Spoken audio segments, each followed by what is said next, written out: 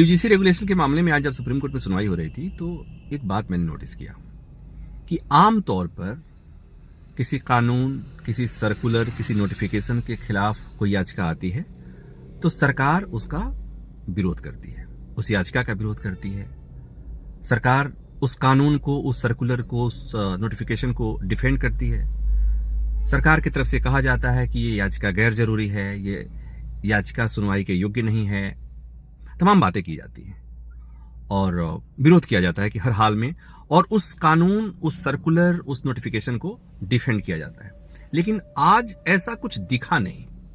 एक बात और कि सामान्यतया किसी सर्कुलर, किसी नोटिफिकेशन, किसी कानून पर रोक की जब मांग की जाती है तो सरकार ये कहकर उसका विरोध करती है कि जब तक इस पर सुनवाई नहीं हो जाती, विस्तृत सुनवाई नहीं हो जाती, दोनों पक्ष को सुन नहीं लिया जाता, सरकार के पक्ष को सुन नहीं लिया जाता, तब तक अदालत को इस पर रोक नहीं लगानी चाहिए।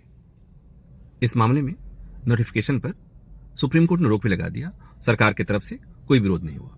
और ऐसा नहीं था कि सरकार की तरफ से कोई था नहीं। सॉलिसिटर जनरल ऑफ इंडिया, जो कि अटॉर्नी जनरल के बाद से दूसरे सबसे बड़े विधि अधिकारी होते हैं सरकार के, वो खुद थे वहां पर। उन्होंने कोई विरोध नहीं किया, कोई विरोध नहीं जताया। तो एक बात समझ में आती है, वो ये कि शायद सरकार के वकील यानी सॉलिसिटर जनरल ऑफ इंडिया को सरकार की तरफ से ये संदेश होगा कि भाई साहब, आप अपनी तरफ से कुछ मत बोलिएगा, कोर्ट जो करेगी उसे करने दीजिएगा, क्योंकि इतना बवाल मचा है। अगर आप कुछ बोलेंगे, मैसेज आएगा कि सरकार इस कानून को, इस सर्कुलर को डिफेंड कर रही है, तो और बवाल मचेगा।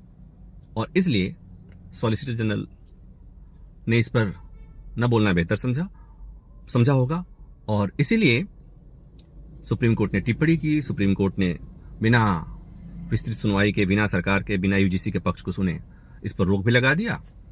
और मुझे लगता है कि सरकार को भी लगा होगा कि चलो कुछ समय के लिए मामला ठंडा पड़ जाएगा। तो मुझे लगा कि ये बात ऐसी थी जो आपसे शेयर करनी चाहिए थी। Thank you.